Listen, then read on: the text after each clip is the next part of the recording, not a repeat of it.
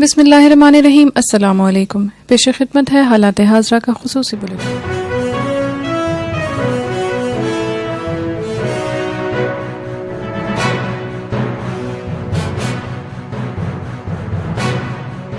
بلوچستان کے علاقے مچھ میں ہزارہ برادری سے تعلق رکھنے والے کارکنوں کی نماز جنازہ ادا کرنے کے بعد ہزارہ ٹاؤن قبرستان میں ان کی اجتماعی تدفین کر دی گئی ہے۔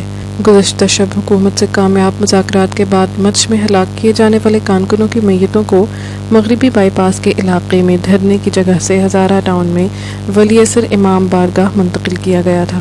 یاد رہے کہ گزشتہ ہفتے بلوچستان کے علاقے مچھ میں کوئلہ فیلڈ میں نامعلوم مسلح افراد کے حملے میں ہزارہ برادری سے تعلق رکھنے والے کم سے کم 10 کارکنوں کو ہلاک کر دیا گیا تھا، جس کے بعد ہلاک ہونے والوں کے لواحقین نے میتوں سمیت کوئٹہ کے مغربی بائی پاس کے علاقے میں ایک احتجاجی دھرنا دیا جو شدید سردی میں 6 روز تک جاری رہا۔ خیال رہے کہ دھرنے کے شرکاء نے میتوں کی تدفین کو وزیر اعظم کی آمد سے مشروط کیا تھا، تاہم گزشتہ شب مذاکرات کے نتیجے میں انہوں نے اس شرط میں نرمی کرتے ہوئے ان کی آمد سے پہلے ہی تدفین کا اعلان کیا تھا۔ ٹویٹر نے ٹرمپ کے اکاؤنٹ کو مستقل طور پر بند کر دیا۔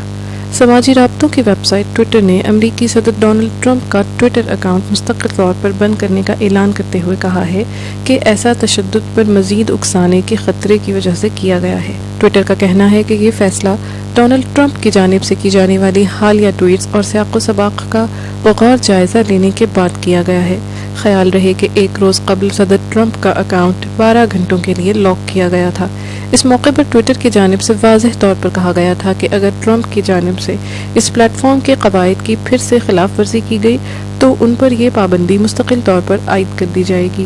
یاد رہے کہ بدھ کو صدر ٹرمپ کی جانب سے متعدد ٹویٹس کی گئی تھیں جن میں انہوں نے کیپٹل ہل پر حملہ کرنے والے لوگوں کو محب وطن کہہ کر پکارا تھا۔ جمعرات کو فیس بک نے کہا تھا کہ وہ غیر معینہ مدت تک کے لیے ڈونلڈ ٹرمپ کا اکاؤنٹ معطل کر رہی ہے۔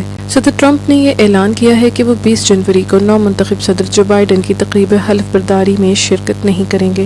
انہوں نے اپنے اس فیصلے کی تصدیق کرتے ہوئے ایک ٹویٹ میں کہا کہ وہ 20 جنوری کو تقریب حلف برداری میں شریک نہیں ہوں گے۔ امریکی صدر ڈونلڈ ٹرمپ تاریخ میں وہ چوتھے صدر ہوں گے جو نو منتخب صدر کی تقریب حلف برداری میں شرکت نہیں کریں گے۔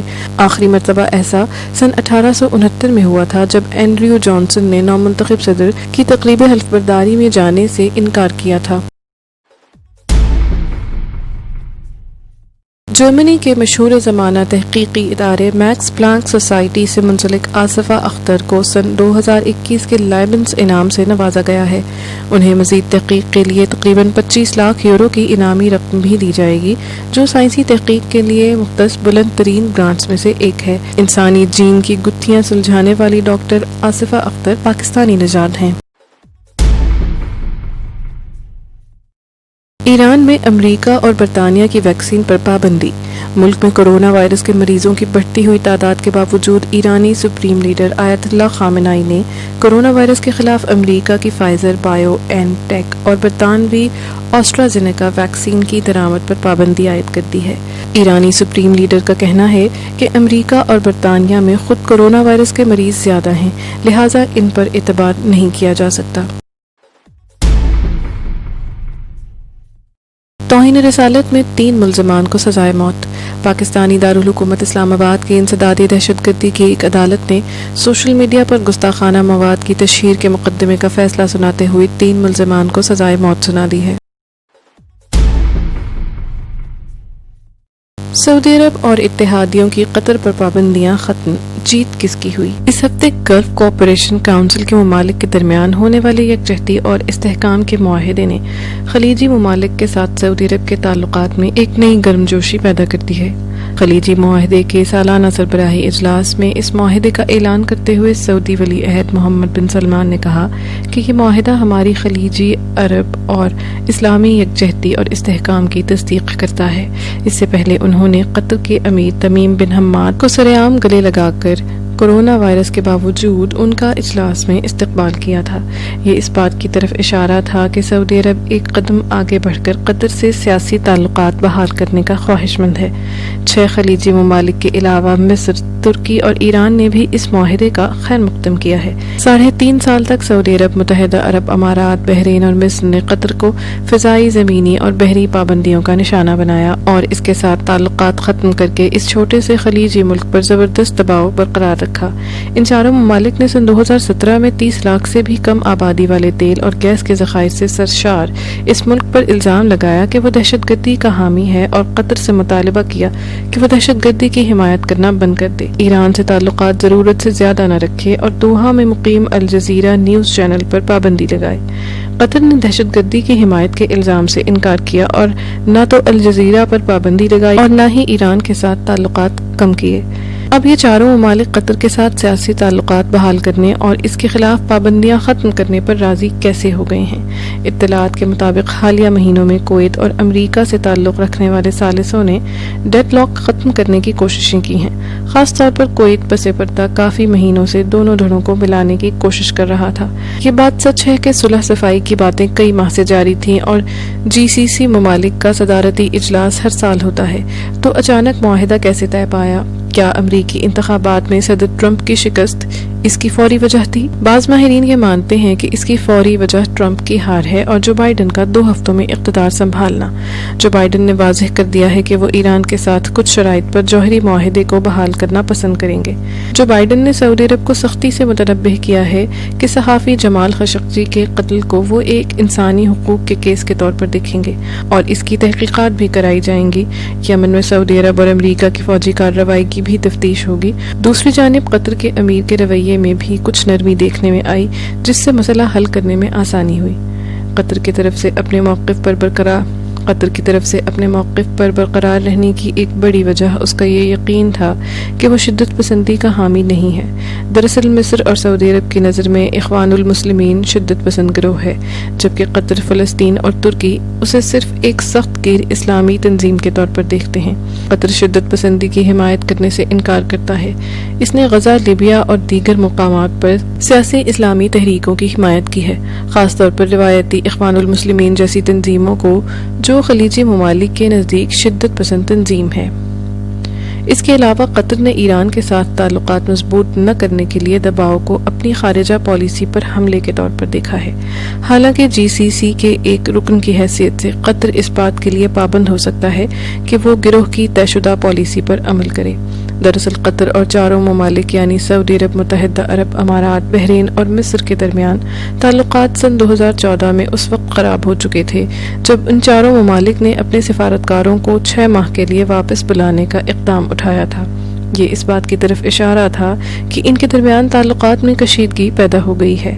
اس 3.5 سال کے عرصے میں ترکی نے قطر کی خاطر خواہ حمایت کی۔ اس مشکل وقت میں دوست ممالک کا ساتھ بھی قطر کی طاقت بنا۔ اس سے پہلے بھی قطر کا ترکی کے ساتھ جھکاؤ واضح تھا۔ پابندیاں شروع ہونے سے 1 سال پہلے ہی یعنی سن 2016 میں قطر نے عبوری طور پر ترکی کو ایک فوجی اڈہ قائم کرنے کی اجازت دی تھی۔ قطر کے اس قدم نے سعودی عرب اور متحدہ عرب امارات کو ناراض کیا اور ان کی طرف سے سخت رد عمل بھی سامنے آیا تھا، لیکن قطر نے ایسا کر کے شاید یہ پیغام دیا کہ قطر ایک چھوٹا ملک ضرور ہے لیکن اس کے دوست بڑے اور طاقتور ممالک ہیں۔ بہرحال بات اتنی آگے بڑھ گئی کہ سن 2017 میں سعودی عرب، متحدہ عرب امارات، بحرین اور مصر نے قطر کے ساتھ سیاسی تعلقات کو منقطع کر دیا۔ ان ممالک نے اپنے سفارتکار واپس بلا لیے اور ملک پر سخت معاشی پابندیاں نافذ کر دیں۔ قطر کے سامنے رکھے گئے مطالبات میں ترکی کے فوجی اڈے کو فوراً بند کرنا بھی شامل تھا۔ مشکل میں گھرے قطر کو اچھی طرح معلوم تھا کہ اس کے خلاف کارروائی فطری نہیں اور آخر فتح اسی کی ہوگی۔ پابندیاں ختم کرنے کے لیے قطر کے سامنے دراصل 13 شرائط رکھی گئی تھیں، 1-2 کو چھوڑ کر قطر نے کوئی بھی شرط نہیں مانی۔ مثلاً 4 بڑی شرائط یہ تھیں: الجزیرہ پر پابندی، ایران کے ساتھ تعلقات محدود کرنا، شدت پسند تنظیموں پر پابندی اور ان کی حمایت ختم کرنا، اور ترکی کے فوجی اڈے کو بند کرنا۔ قطر نے ان میں سے ایک بھی شرط نہیں مانی۔ ماہرین کا یہ کہنا ہے کہ لڑائی میں جیت قطر کی ہوئی. یہ قطر کی جیت ہے کیونکہ قطر کے خلاف سعودی عرب اور متحدہ عرب امارات نے مل کر ایک مصنوعی مسئلہ کھڑا کیا تھا جسے زیادہ دیر تک جاری نہیں رکھا جا سکتا تھا. تجزیہ کاروں کا کہنا ہے کہ 3.5 سال کی یک طرفہ اقتصادی اور سرحدی پابندیوں نے قطر کے خلیفہ حکومت اور عوام کے لیے کافی مشکلات پیدا کر دی تھیں، لیکن یہ پابندیاں قطر کی حکومت کو گھٹنے ٹیکنے پر مجبور نہ کر سکیں. دوسری طرف سعودی عرب اور متحدہ عرب امارات نے یہ اندازہ نہیں لگایا تھا کہ قطر اپنی فوجی صلاحیت اس قدر بڑھا لے گا کہ یہ ایک علاقائی طاقت بن کر سامنے آئے گا. پابندیاں لگائے جانے سے پہلے اس کی فضائیہ کے پاس صرف 12 جنگی طیارے تھے اور اب اس کے پاس تقریباً 250 جہاز ہیں. اس کے علاوہ ڈرونز کی طاقت میں بھی اضافہ کیا ہے. قطر نے امریکہ سے لے کر ترکی، اسرائیل، ایران، فرانس، بیلجیم اور جہاں سے بھی ممکن ہو سکا وہاں سے ہتھیار خرید کر اپنی طاقت میں اضافہ کیا ہے. یہ پابندیاں معاشی نقطۂ نظر سے دونوں فریقین کے لیے نقصان دہ رہی ہیں. ماہرین کے مطابق متحدہ عرب امارات اور سعودی بینکوں نے مل کر قطر کی کرنسی کو کمزور کرنے کی کوشش کی جس میں وہ کامیاب نہیں ہوئے. الجزیرہ کے 30 صحافیوں کے اکاؤنٹ بھی ہیک کیے گئے لیکن کچھ نہیں ہوا. تجزیہ کاروں کا یہ کہنا ہے کہ اس پورے معاملے کی وجہ سے قطر پہلے سے کہیں زیادہ مضبوط ملک بن کر سامنے آیا ہے. حالات حاضرہ کا یہ پروگرام کرنٹ افیئرز ڈائجسٹ کی ادارتی ٹیم نے تیار کیا ہے. آپ اپنی قیمتی آراء سے ہمیں ہمارے سوشل میڈیا لنکس کے ذریعے آگاہ کر سکتے ہیں. ہماری کانٹیکٹ ڈیٹیلز ڈسکرپشن باکس میں موجود ہیں.